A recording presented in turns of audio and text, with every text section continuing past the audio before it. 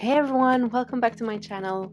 So, since we're getting out of quarantine now, we're all going to be wearing masks, or almost everybody, at least that's what they ask us to do. So, since we all know masks are very annoying to wear, especially on the ears, I'm gonna try and make some ear protectors. So, basically, little strips that go behind the head where you can attach the elastics from the masks so they don't hang on your ears and it results being less painful or annoying, whatever. So this is very basic, so very beginners friendly. So I'm going to use this 3.5 millimeters crochet and then some yarn. This is not wool or anything. I think you can buy this like at a supermarket or something. It's just simple thread. And the hook is a bit thicker than what I would use for this kind of yarn, but I want it to be a little bit looser. So it can be any kind of yarn, really. I decided not to use wool because summer is coming, temperatures are high, and I'm not really willing to put wool on the back of my head. So you take the end of the yarn and you roll it twice around your finger to make a slip stitch. Here you have it. From here you attach it to the hook, and we're going to make a chain of 20. Now, chain of 20, that's the size that is good for my head. If you're doing this, it doesn't matter how many stitches you do, so it doesn't have to be exactly the same. You can still follow. So what I would recommend is start with a number of stitches, like 15 for example, measure it in the back of your head, and then see if it's long enough for what you need. Then we take the rest of the thread, pick it up with the hook, go through the other hook, and we have one loop. Take again, go through it, and we have a second one. As you can see, here we have 1 and 2 chains. So I'm going to do this until we get to 20.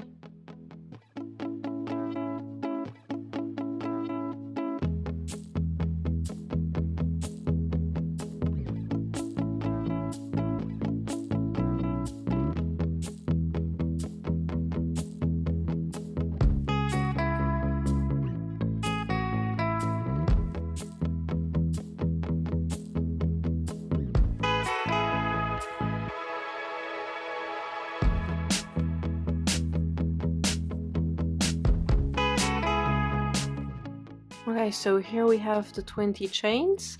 Now I'm gonna make one more chain. No, it's not logical. I said 20 and now I make it one more, but it's actually because this chain we're not gonna count it in. Now, making it a little bit more difficult, we're going to make a double crochet. So how you do this, it's way more simple than how it sounds, is you already wrap the thread around your hook, and then you insert it into the last chain you made. So not this one, which was the last one we made, but the one before. So we insert it here. So as you can see, here we have 2 loops. We grab the thread, get out. Okay, so here we have 1, 2, 3, and then again we take it, and so here we have 4 loops.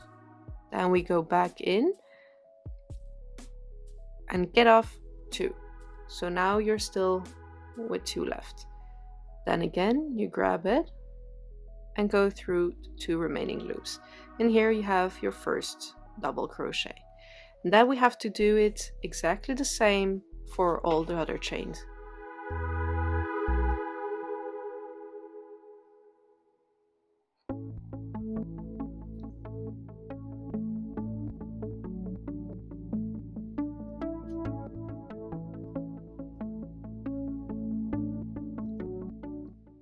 See, here we have 2 double crochets. Take one,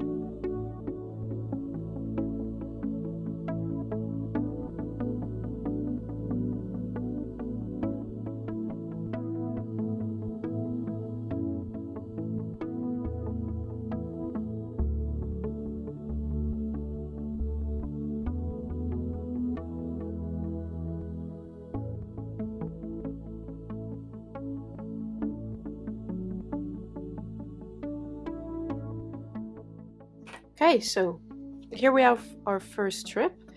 Try to put my finger so you can see how thick this strip is. If you want, you can actually just stitch off and use this if you want something very thin and that doesn't take more space, and just you can skip over to when we attach the buttons, and that's fine. Now what I want to do though is try and stitch all around with single crochets just to make a nice border, if you will. So what I'm gonna do is here, as you can see, this is where we had our last double crochet. So here I'm gonna stitch 3 single crochets. So a single crochet just means that you go into the hole here, you grab the yarn, get over and go through.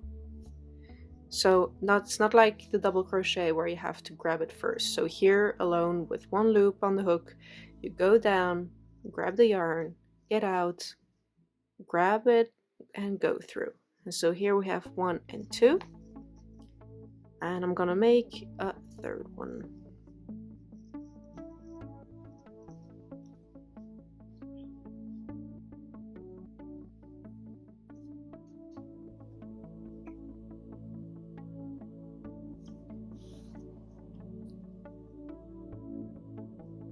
So as you can see, it makes a nice little round, and from here on we're going to stitch on the chain. So we'll start here with the first hole and then go around until the last.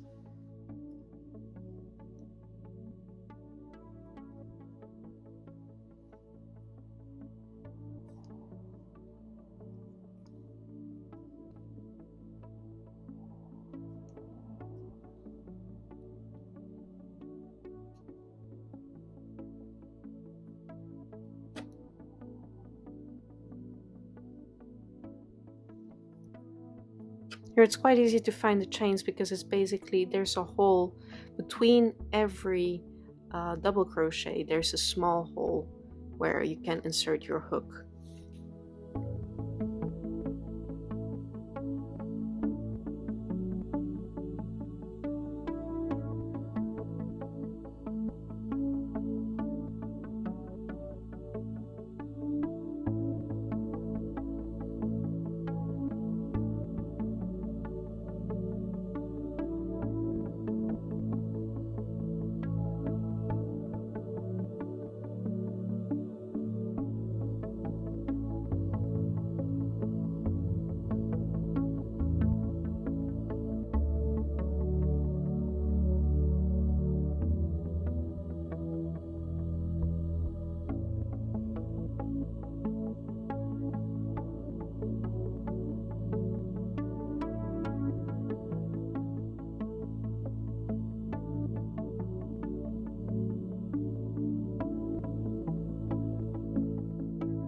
So the only thing I need to do here is do the same thing that I did here, stitch 3 in order to make a little turn so it's nice and round, and it's basically done.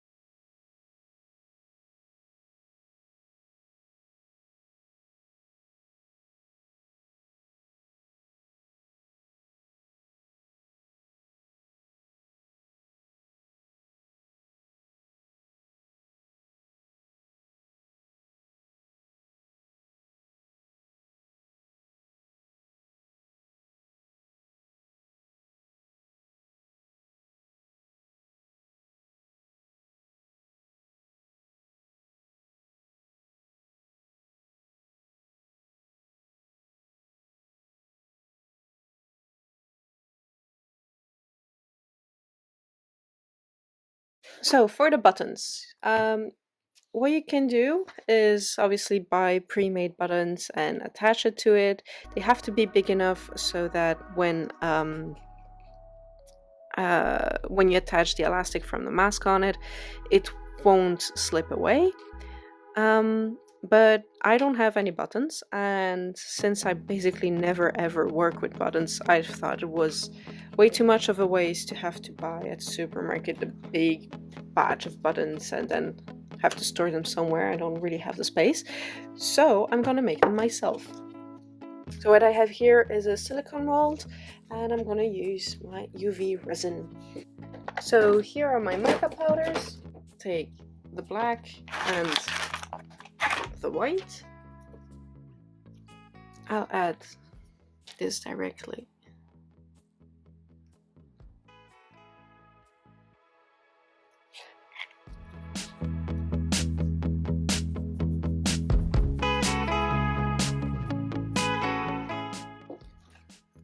So here I added directly the mica powder inside the mold and mix it so I don't have to do transfers. There's no wasting, no spilling.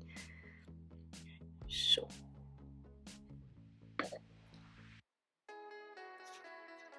now let's see if I add a little bit more resin.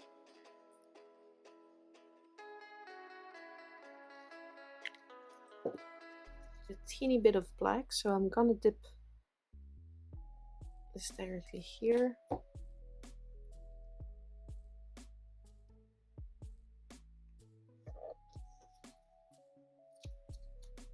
Or maybe not. Okay, just poke a little bit in the surface and give it kind of a marble look, I guess. Okay. Then I take a piece of wire, fold it in two, and add this in the middle. Make sure there is enough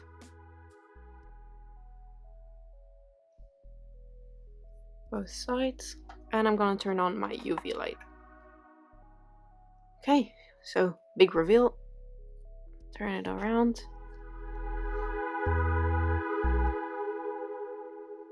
So if you want to see, put it on here.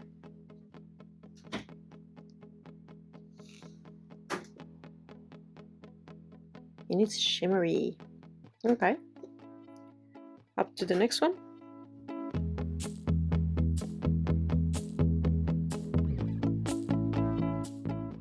Okay, so now we take our piece back.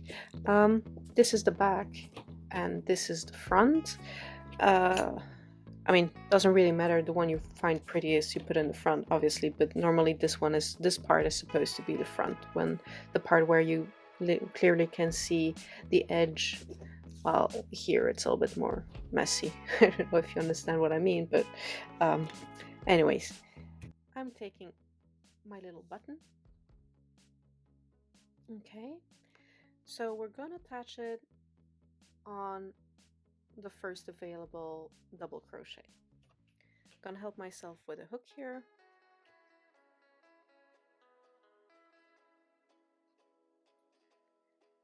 Run one and the other down here.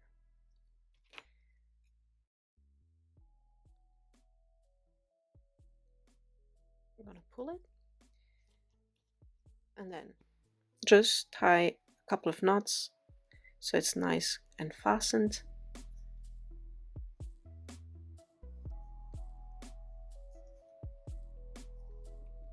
And ta-da!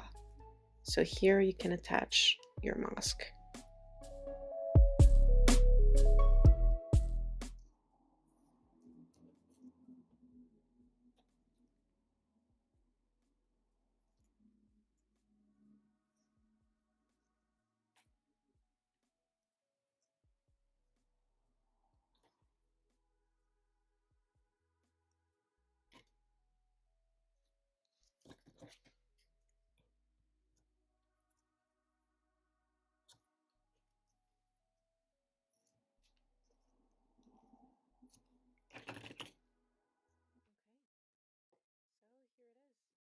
This is it. Very simple, very fast.